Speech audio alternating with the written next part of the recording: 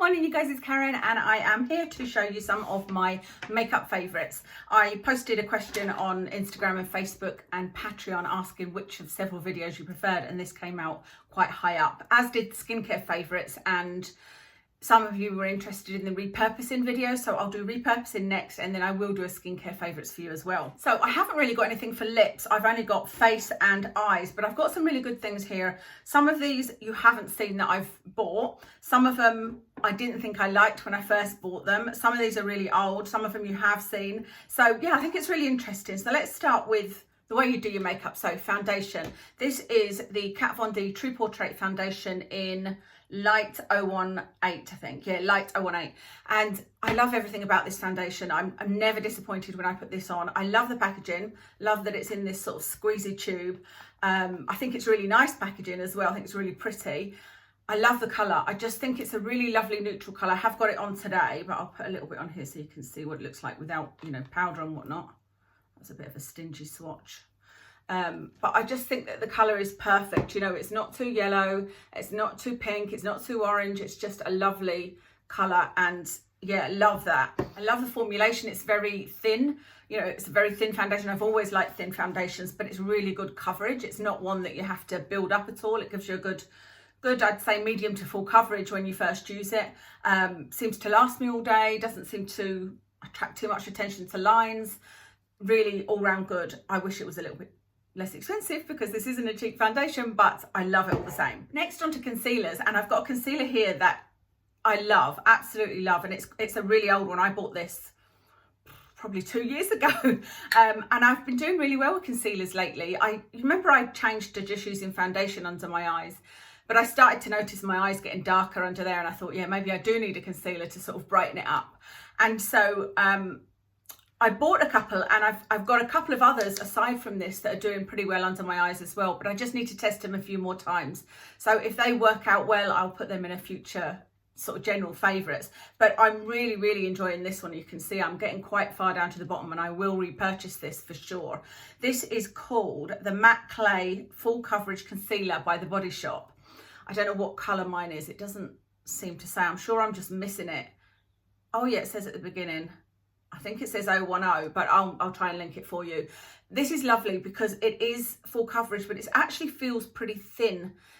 You know, I would expect it to feel really thick and solid, but it's not. It actually feels quite thin, so it's not cakey at all under the eyes. I feel like it doesn't, I can't say that any concealer never draws attention to lines, because honestly, I think when you've got lines and crow's feet and you're older, you look better probably without any makeup on. You know, I look younger without putting any foundation and concealer on, but I like to put foundation and concealer on.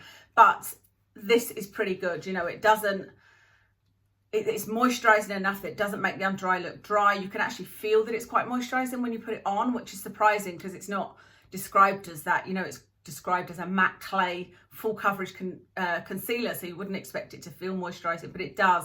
It feels hydrating. It doesn't kind of clog anything up. So yeah, really enjoying that. And I've actually used this in the past for blemishes because it is full coverage. So it's a great sort of all-round concealer, and yeah, worth considering if you're in the market for a concealer. Next, I want to talk powders, and I wanted to show you that I love all of the Revolution powders. These are the 4 that I've got, and I enjoy all of these. And it's so unlike me because you know, people will often say, which brand is your favorite for makeup? And I don't have a favorite brand because I can find things within a brand that I love and things that I hate. I think that's pretty usual. So it's pretty unusual for me to love 4 powders from the same brand. But I've got, this is the matte base powder, I think it's called, and in P3, and you can see I have Hit Pan on that. This one is Bacon Blot in translucent, looks like that. Hit Pan on that one as well.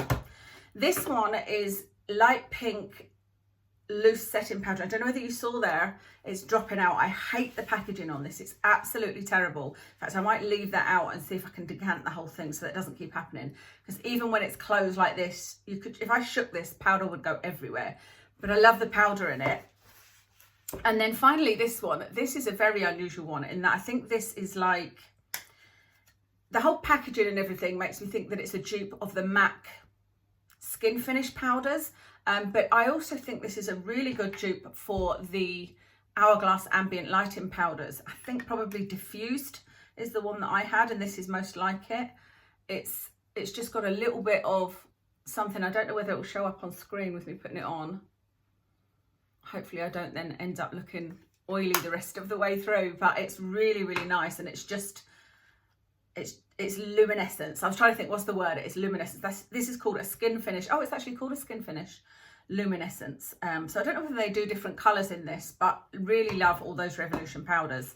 Okay, my other face item is this. This is from Superdrug B range, and it's the liquid blush in Apricot. And I thought, oh, I wonder if this is a dupe for the Glossier blush, because somebody had asked me actually to do a haul or a review of the Superdrug makeup, and so I went in there specifically to look and see if there was anything I fancied trying. I've looked at it before. I bought a mascara, a lipstick, and this blush.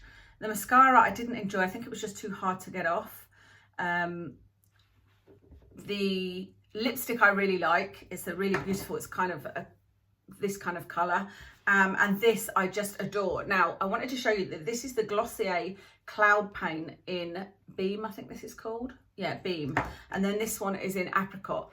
They're not a dupe in terms of the colour, but I really like the colour, and I think that they're a dupe in every other way. So I think that's brilliant. This is a nice drugstore, inexpensive range, and the blush looks really natural, lasts really well. It's a really pretty colour. I think that's really nice. Like I said, it's not an exact dupe of that one, but it is a really, really lovely colour. So I've really enjoyed using that and would highly recommend those. I would like to try the other colours in the range now, definitely. Okay, on to eyebrows. And the first item I wanted to show you is this. I bought this a long time ago, and I did show you when I bought it because I had run out of my last one. And I haven't really used it since, but I started using it again, and I just love it. I love it for how natural it makes my brows look. So this is what I've got in today, and I feel like it's the perfect colour for my hair. This is in caramel, I think. Yeah, caramel. And I used to think, well, you know, why is it so expensive? Like, surely I can use eyeshadow. And I've tried eyeshadows over the years, and I've tried less expensive brow powders. There's something about this one that just seems to stay on better, because I do touch my face a lot. Obviously, during this period, I'm desperately trying not to, but this never comes off. You know, it's always there at the end of the day. I like that there's two colours in here. I use the darker one sort of in the outer bit, and then the more reddy one I was going to say the tail, it's not, is it? The inner part. And I just love that. But that takes a bit longer to do my brows. And so what I'm using on a daily basis and love is this NYX one. This is the NYX. Oh, I can't even read it because it's worn off. I think I need to buy another one. And there's a couple of colours I can use in this. It's one of the micro pencil ones, which I just think are so easy to use. This one I think is in taupe. Yeah, this one is in taupe, and I can use taupe. And I think there's one called chocolate that I can use as well. I think the Auburn one might be a little bit too red for me.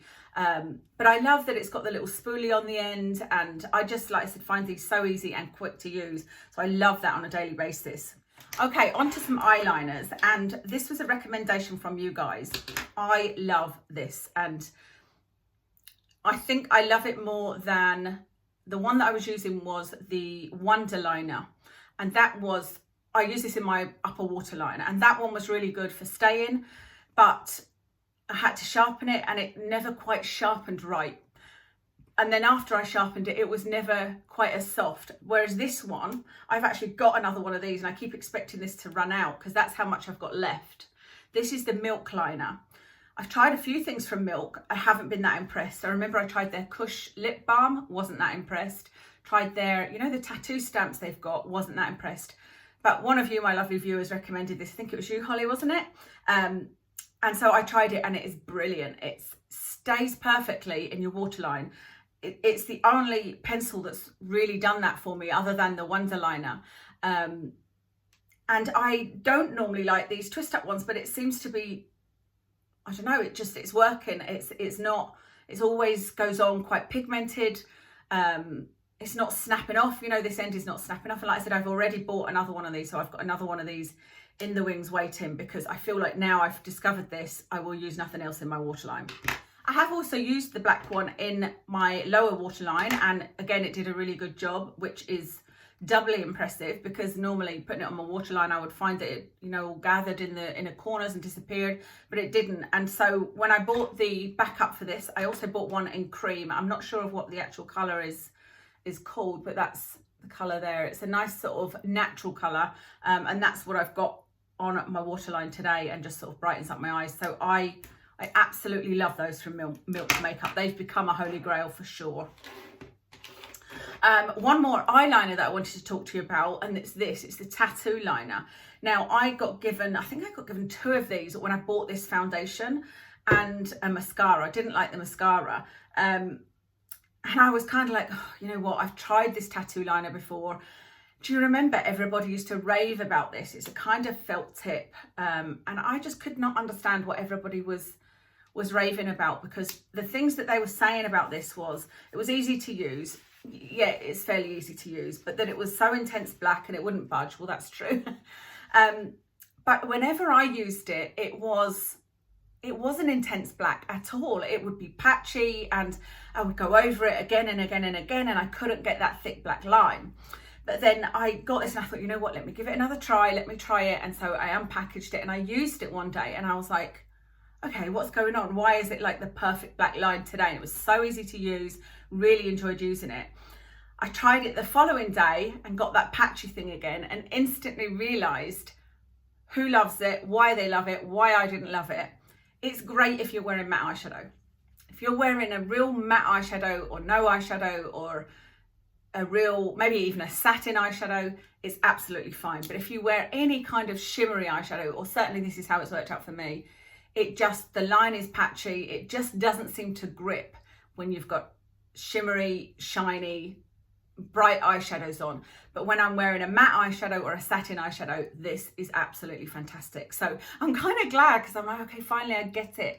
The people that were saying they loved it must have been people that mostly wore matte eyeshadows, you know, and yeah, I adore it. And so I'm going to use the other one as well. It's brilliant. It does really stay. It is really easy to use. It's actually really easy to do a wing with this as well. But like I said, unfortunately for me, it doesn't go on top of my shadows. Even one like this, you know, I think if I'd have tried to use it over this, it wouldn't have been great. This is the Visor Amethyst, so it's not particularly glittery or anything, but it just definitely works best with matte eyeshadow, so I've been loving that.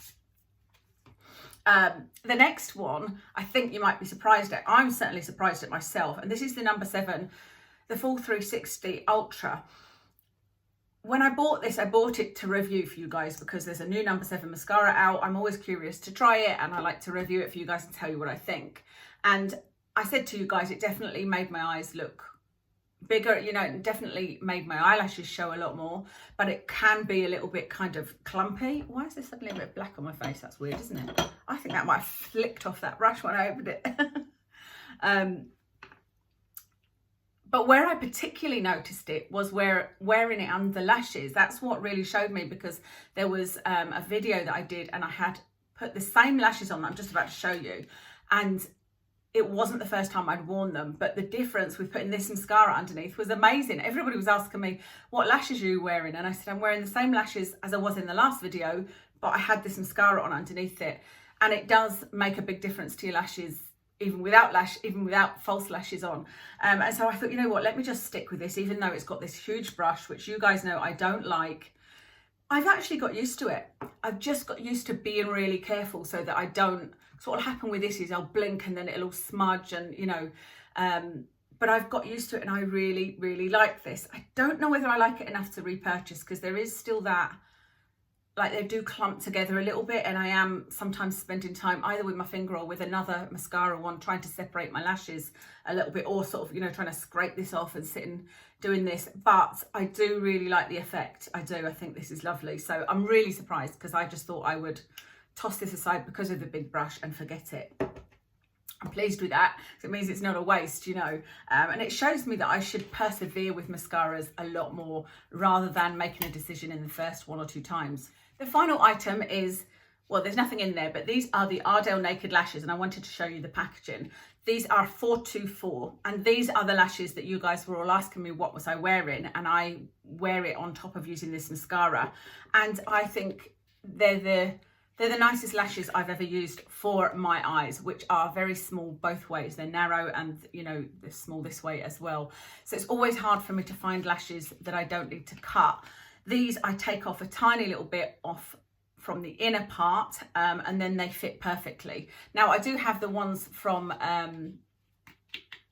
Fleur de Force, the 3/4 lashes. I do still love those, and then I don't need to cut those, but they do look a bit too much. I feel like they look obviously like I've got false lashes on, whereas these I just think give a bit more of a overall length, you know, and I just am really enjoying these, so love those. I'm actually on my last pair and I'm definitely going to buy some more. I had been looking out and waiting for the buy 3 get 1 3 for 2 in Boots basically, but then this whole virus thing happened. But yes, these are what I'm loving just now. That's everything favourites wise. I've got this gloss on from Dose of Colours and it is really nice, but it's not sticky at all. It's got a lovely smell, so I do like it. I suppose, is it a favourite? No, because I just don't love glosses, and what happens with this is it looks lovely just now, but within sort of 10 minutes I'll be doing this with a cotton bud, because I feel it travelling to the inside of my lip, you know, and that bothers me. So I like it. I've also got the lipstick on of this underneath it, the mousse, not the liquid lipstick, the mousse in Stone. So this is Dose of Colours Stone. It's the same lip gloss and mousse lipstick. And it's pretty nice, but I just haven't found anything lip-wise that I've been loving. On my face, you know, the foundation I've got on. The blush I've got on is MAC Stubborn. On my eyes is my Visor Amethyst palette. I hadn't worn it for ages and I just wanted to see if I still loved it, and I do. And that's everything, I think. Yeah, that's everything. Thank you so much for watching, and I'll speak to you again soon.